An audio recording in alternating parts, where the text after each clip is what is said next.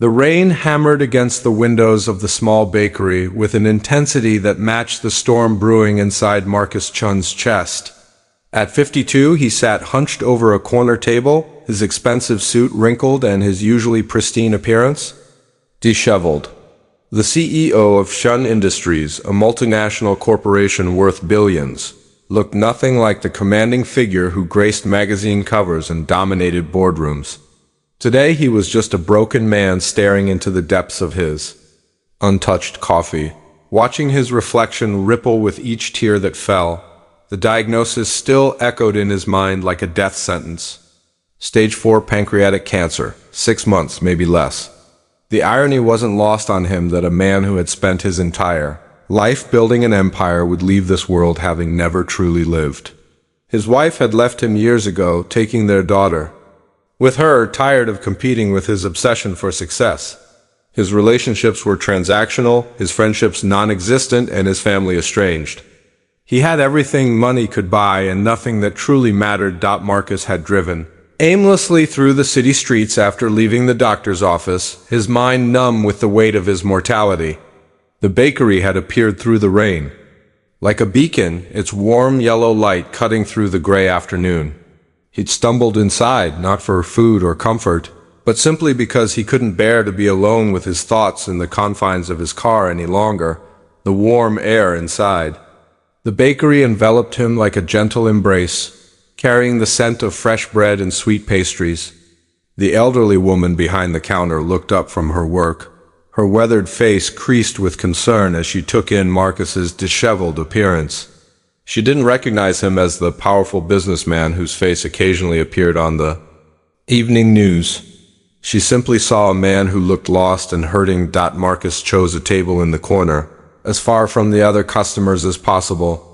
He ordered coffee he didn't want and sat staring out at the rain-soaked street, watching ordinary people hurry past with their umbrellas and purposeful strides. Each person seemed to have somewhere to go, someone waiting for them. Marcus had nowhere to go but an empty penthouse, and no one waiting but his personal assistant, who would eventually notice his absence and assume he was in another meeting. The bell above the door chimed softly, and Marcus glanced up to see a small figure enter, shaking raindrops from a tattered yellow raincoat. The little girl couldn't have been more than 7 years old, with dark curls escaping from beneath her hood and eyes that sparkled with an innocence that seemed almost alien to Marcus. She approached the counter with careful steps, her small hands clutching a handful of coins that she'd obviously counted multiple times. "1 chocolate chip cookie, please," she said to the elderly woman behind the counter, her voice barely above a whisper but filled with excitement.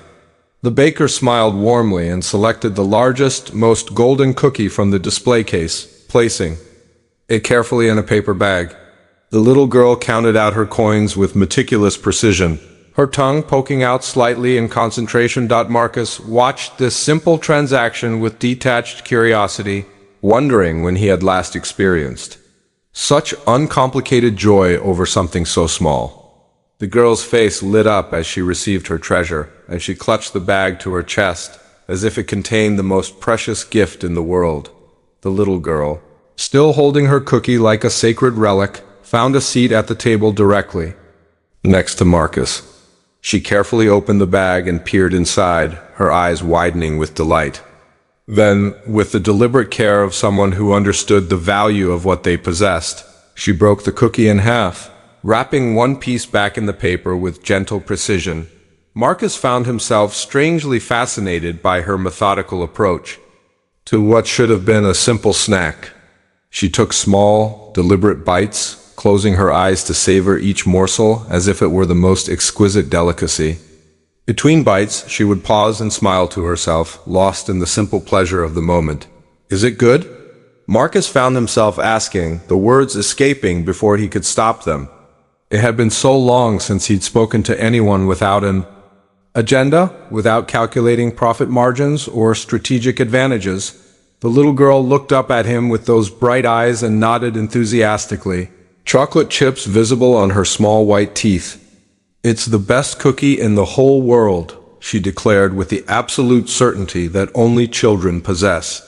My mama says they put love in the batter here, and I think she's right because it tastes like hugs.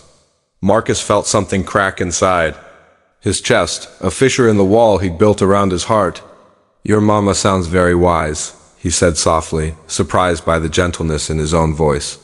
She is, the girl agreed, then tilted her head, studying Marcus with the unfiltered honesty of childhood. You look very sad, mister. Are you okay? Do you have a tummy ache? The question hit Marcus like a physical blow. When was the last time someone had asked him that? When was the last time anyone had looked at him and seen not a powerful CEO or a business opportunity, but simply a human being who might be hurting?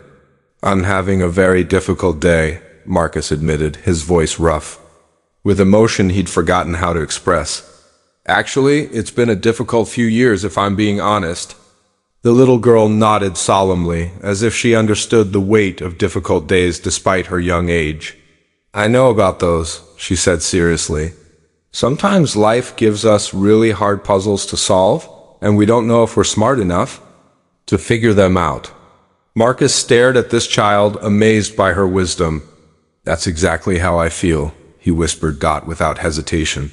The little girl reached into her bag and pulled out the remaining half of her cookie, carefully unwrapping it from the paper. She stood up and walked a few steps to Marcus's table, placing the cookie gently in front of him with the solemnity of a sacred offering. Here, she said simply. Mama says sharing makes everything better, and when someone looks as sad as you do, they probably need chocolate more than anything else in the world. Marcus stared at the cookie, his vision blurring with tears he hadn't shed in decades. This child, who clearly had so little, was offering him half of what was probably her only treat of the day, maybe even the week. The gesture was so pure, so completely selfless, that it shattered something fundamental inside him. I can't take your cookie, he whispered, his voice breaking. It's yours. You saved up for it. But you need it more than me, she said, with the matter-of-fact wisdom that children sometimes possess. You have the saddest eyes I've ever seen, even sadder than my mama's eyes when she thinks I'm not looking. Marcus picked up the cookie with trembling hands, not trusting himself to speak.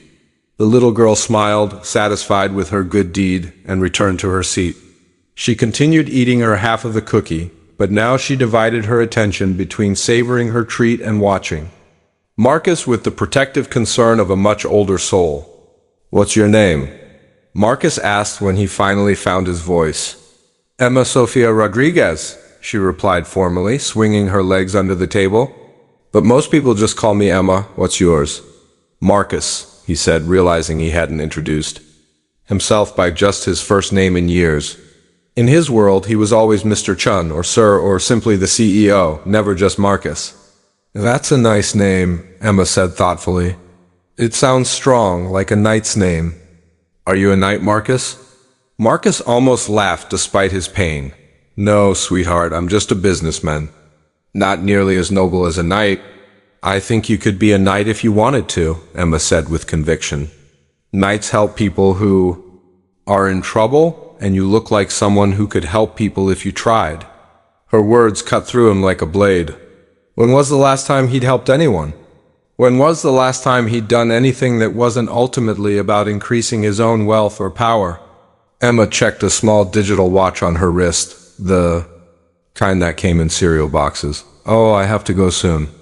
Mama's waiting for me at the hospital. The word hospital sent a chill through Marcus. Is everything okay? Emma's face grew serious for a moment, and Marcus saw a flicker of fear in her young eyes. Mama's sick. She has to get medicine that makes her very tired and sometimes makes her throw up. But she's going to get better, she added with fierce determination. She promised me she would, and Mama never breaks her promises. Marcus felt the world shift around him. This little girl, who had just given him half of her only cookie, was dealing with her own tragedy. Her mother was sick, possibly dying, and yet Emma had looked at a stranger and seen someone who needed kindness more than she did. I'm sure she will get better, Marcus said, though the words felt hollow. He knew too much about hospitals and medicine and the cruel lottery of human mortality. What kind of medicine does she need? The doctor calls it chemo something, Emma said, struggling with the pronunciation. It's supposed to fight the bad cells in her body. Mama says she's like a warrior princess fighting dragons inside herself. Marcus's heart clenched. Chemotherapy. Cancer. This beautiful, generous child was watching her mother fight for her life, and somehow she still had enough love in her heart to comfort a stranger. "That sounds like your mama is very brave," Marcus said softly. "She is," Emma agreed. "She's the bravest person in the whole world. She works at the hotel cleaning rooms even when she feels sick because she says we need to pay for the medicine. And she still makes me breakfast every morning and helps me with my homework and reads me stories before bed." Marcus felt ashamed of his own self-pity. Here was a single mother fighting cancer and poverty, still finding ways to nurture and protect her daughter. Meanwhile, he'd spent the day wallowing in his own mortality, thinking only of himself. Emma stood up, carefully folding her empty cookie bag and putting it in her pocket. "I have to go now. The bus comes at 4:30, and if I miss it, I have to walk to the hospital, and that takes a really long time." She walked toward the door, her small figure somehow carrying more grace and dignity than Marcus had ever possessed. At the last moment, she turned back, her hand on the door handle. "Marcus?" she called softly. "Sometimes when I'm really scared about Mama, I think about all the people who love me. Even if they're not here right now, their love is still with me, keeping me warm inside. Maybe that will help you too." She paused, considering something. "And Marcus? I'm going to pray for you tonight. I don't know what's making you so sad, but I'll ask God to help you feel better. Mama says prayers are like invisible hugs that can reach anyone, anywhere." And then she was gone, disappearing into the rain like a small angel who had briefly touched earth. Marcus sat alone with the taste of chocolate chip cookie on his tongue and a heart that felt simultaneously broken and somehow more whole than it had in decades. The elderly baker approached his table, carrying a fresh cup of coffee. "That little one is special," she said, setting the cup down. "She comes in here about once a week, saves up her allowance for that cookie. Always breaks it in half, takes one piece home, Mama." Marcus looked up sharply. "She takes half home to her mother?" "Every single time," the baker confirmed. "Says her mama works so hard she deserves something sweet."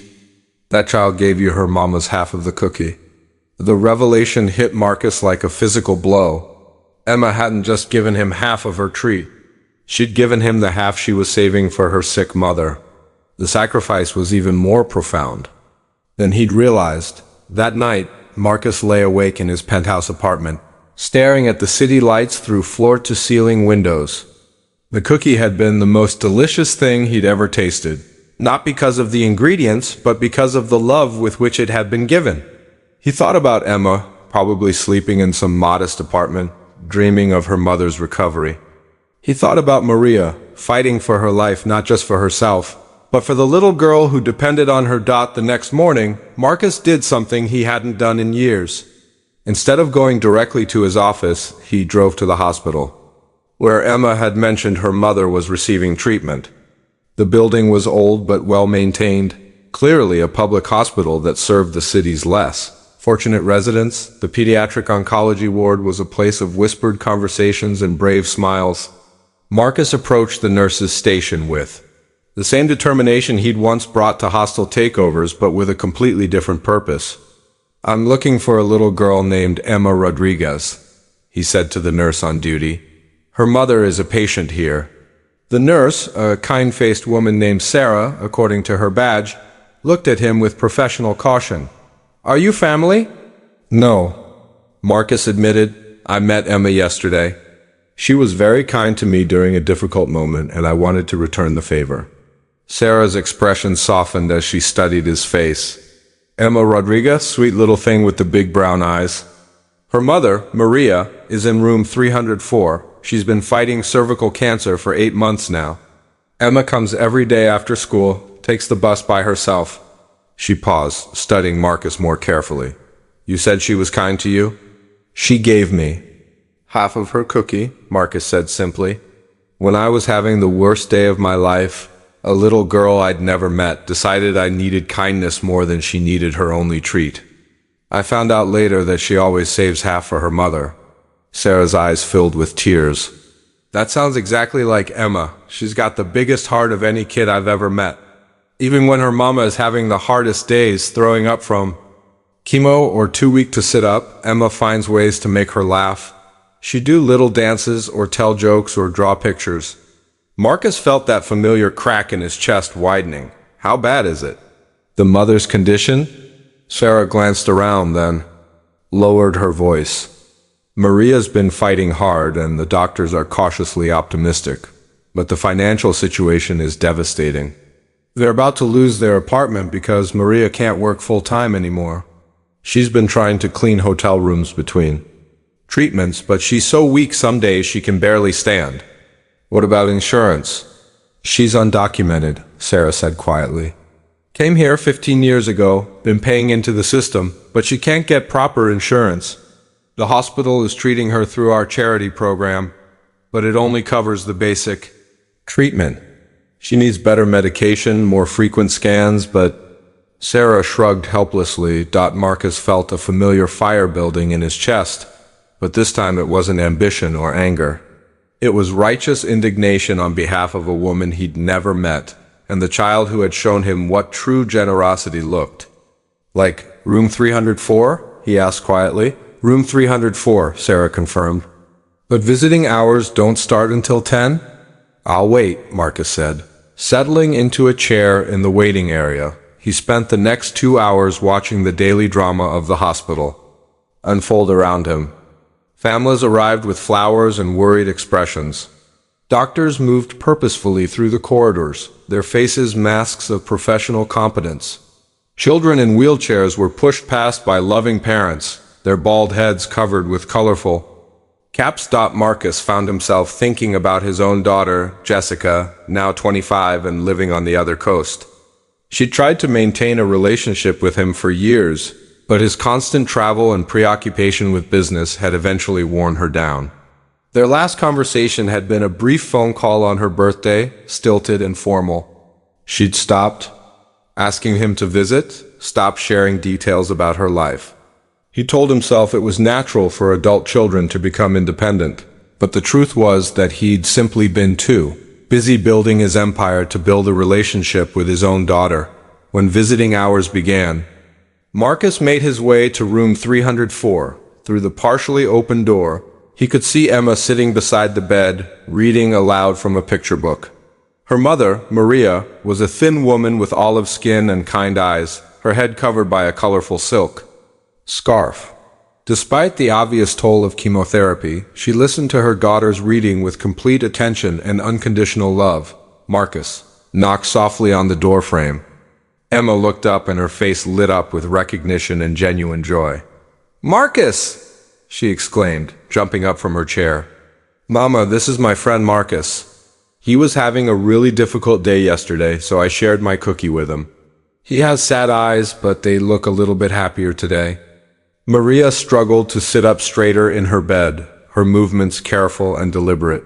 When she spoke, her voice was warm despite her obvious exhaustion, tinged with a slight accent that spoke of her Mexican heritage. "Emma told me about you," she said, extending a thin hand to Marcus. "She said you looked like you needed a friend. My daughter has always been good at seeing people's hearts."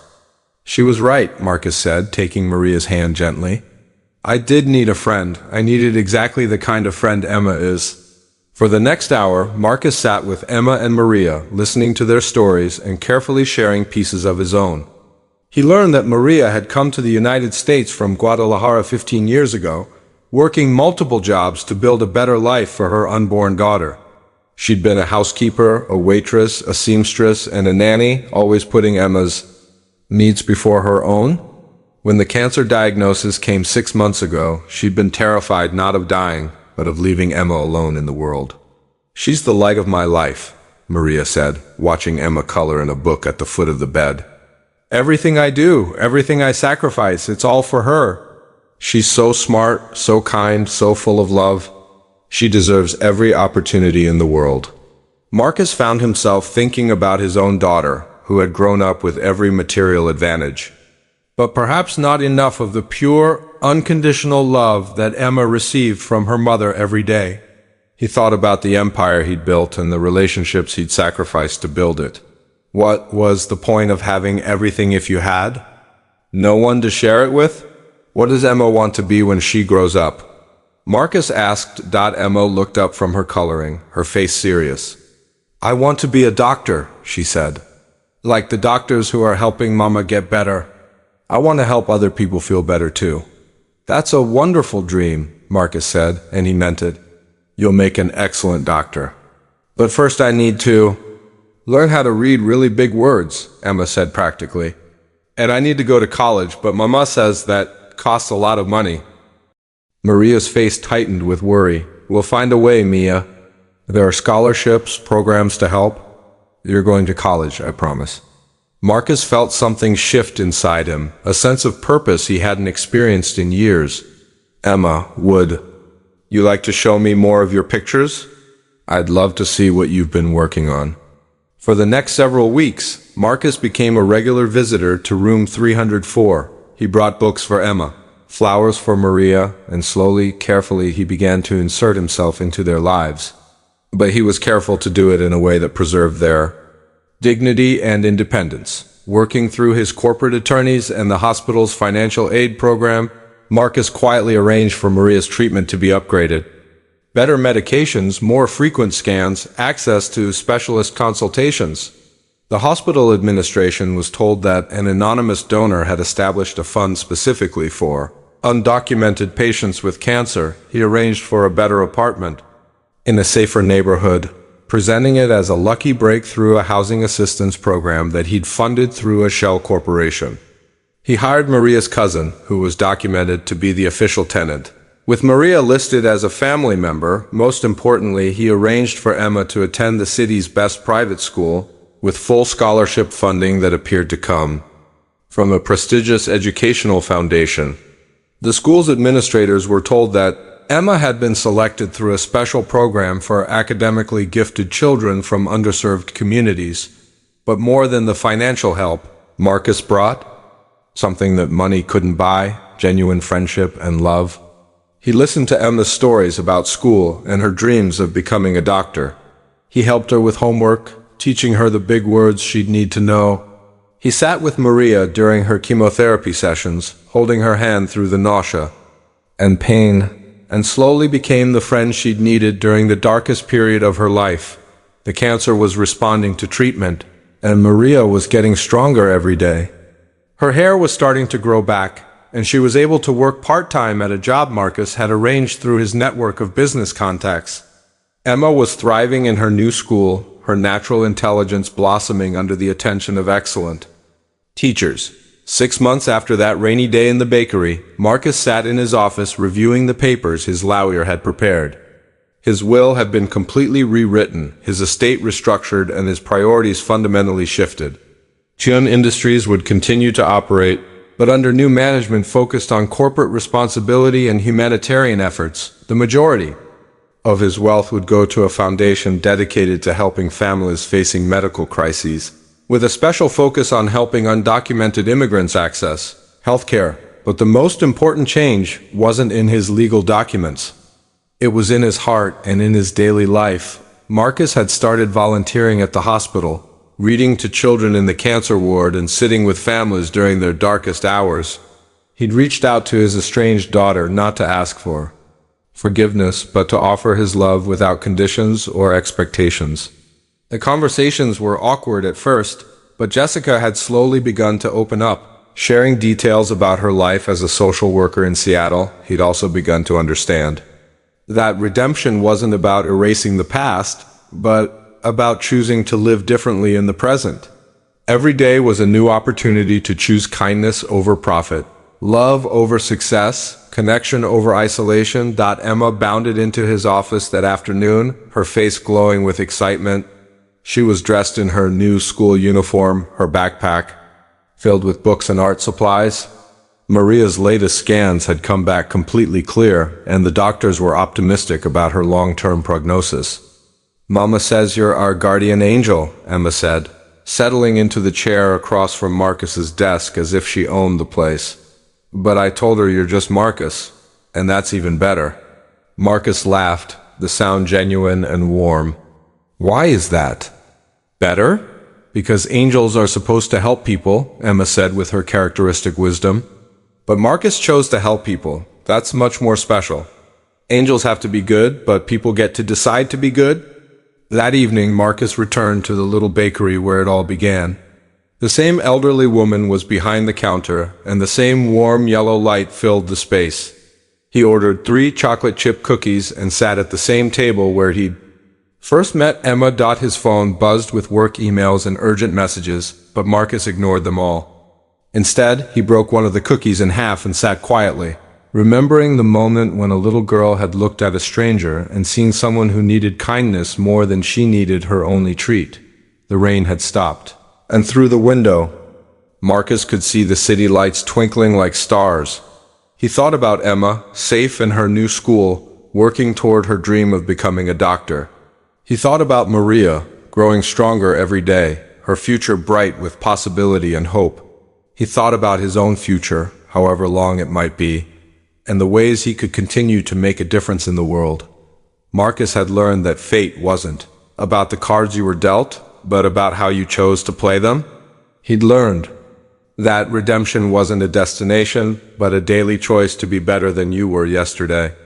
And he'd learned that sometimes the most powerful force in the universe comes, wrapped in the simplest package, a little girl with a big heart and half a cookie to share. The bell above the door chimed softly as Marcus left the bakery, stepping out into the night air. The storm had passed, leaving the streets washed clean and gleaming under the streetlights. Tomorrow would bring new challenges, new opportunities to choose kindness over profit, love over success. But tonight, Marcus Chun walked home with a heart full of gratitude for the unexpected twist of fate that had brought him back to life. In the end, he realized it wasn't about being a CEO or building an empire. It was about being human enough to recognize grace when it appeared in the form of a 7-year-old girl with chocolate chip cookie crumbs on her fingers and enough love in her heart to save a stranger's soul. And in saving him, she had saved herself and her mother, proving that sometimes the smallest acts of kindness can change the entire world, one cookie at a time.